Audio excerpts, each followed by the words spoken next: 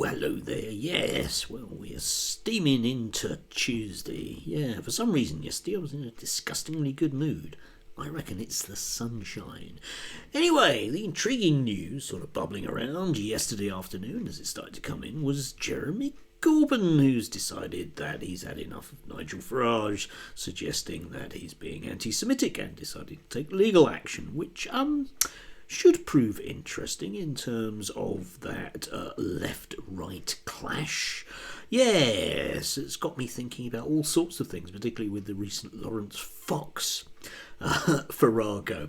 The problem, I think, with Nigel Farage is that because he exists in that sort of GB News right-winger sphere, lots of these people feel that they can just state pretty much anything because they have the backing of station lawyers and they're a big name and the press won't give them any grief over it.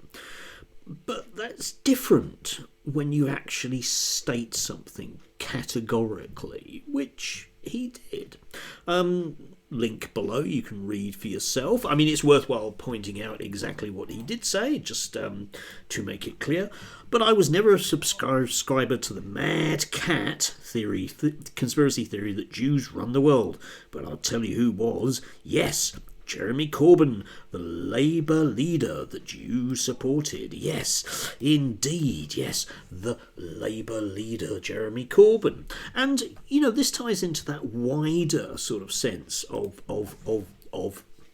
the way that news is presented to us as being factual, because one of the first papers to actually report this, so some of them seem to be quite reticent. I imagine they're running things past lawyers, or at least putting a lot of things in inverted commas around this. But the Daily Express ran with stuff, and if you read the comments section in the Daily Express piece, then it's full of people making all of those assertions about Jeremy Corbyn from his time as Labour PM, which are, according to them, were definitely true and proven, even though kind of they weren't, basically. The classic friend of terrorists comes up on a very regular basis. You'll recall then, you know, when he deliberately went to a cemetery just to lay wreaths on the on the graves of terrorists, even though that's not what happened.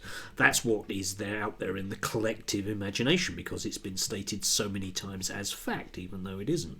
But yeah, I mean, we do end up with this odd, there will be an odd thing at play there, because I think one of the essence of Lawrence Fox's defence, if you like, was that he didn't mean what he said. So it'll be intriguing to see how Nigel Farage manages to not mean what he said. And again, it ties into a sort of classic alt-right positioning, whereby no one is ever a racist, no one is ever sexist, no one is ever homophobic. They merely say things that kind of sound that way. Yeah, I mean, Carl Benjamin is not a racist. I actually had somebody over the last few days saying that he's never said anything that's racist, even though he does all the time.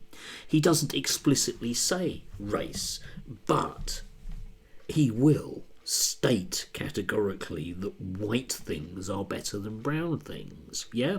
It's the Tommy Robinson, the I've got black mates and I don't have any problem with brown people, I just don't like Muslims.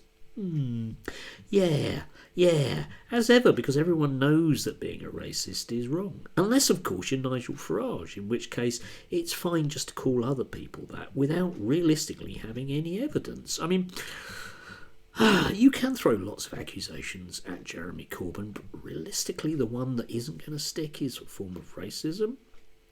Yeah, think about, you know, his own constituents and the fact that they vote for him time after time after time, and has a very good working relationship with Jewish organisations within his constituency. Bit strange, that. Bit strange as ever for a racist, because let's face it, being a racist means you accept an entire package.